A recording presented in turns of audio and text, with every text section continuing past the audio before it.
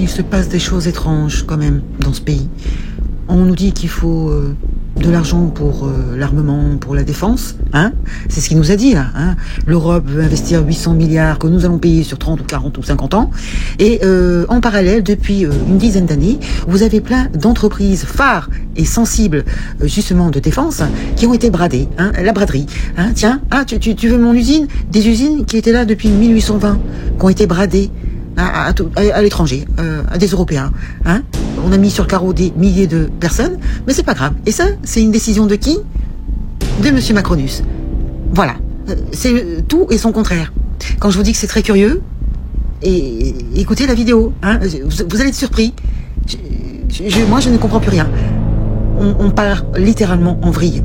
1979, il a dû tirer sa révérence en 2016. Et la surprise, plutôt que de miser sur le Made in France à l'époque, l'État a opté pour le HK416 allemand. Ils ont snobé Wernet-Caron. Wernet-Caron, c'est quoi? C'est un armurier stéphanois qui a été fondé en 1820, qui se positionnait justement pour prendre la relève.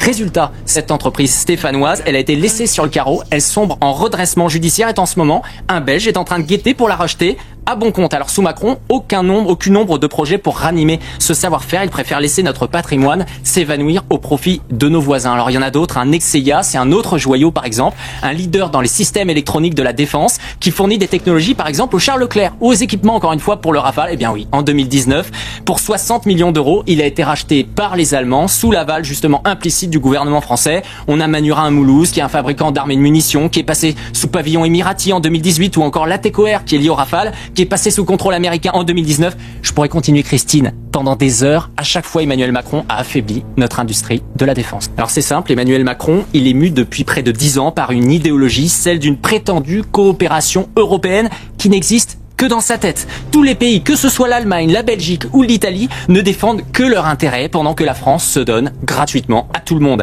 LMB Aerospace, subventionné par nos impôts, part chez les Américains. Donc en ce moment, nos fleurons militaires dispersés aux quatre coins de l'Europe ou du globe et une industrie asphyxiée. Voilà son bilan. La France, Christine, elle ne se réarme pas. Elle s'efface, abandonnée par un président qui préfère aujourd'hui les mots aux actes. D'après un rapport de l'Institut des relations internationales et stratégiques, 63% des équipements militaires achetés en Europe viennent de l'oncle Sam. Et nous n'avons aucune raison de croire que cela changera avec Macron, malgré la grande annonce des 800 milliards d'investissements. La souveraineté, Christine, ça n'est pas une promesse, c'est une bataille à laquelle il n'a jamais cru. Alors pourquoi nous devrions le croire?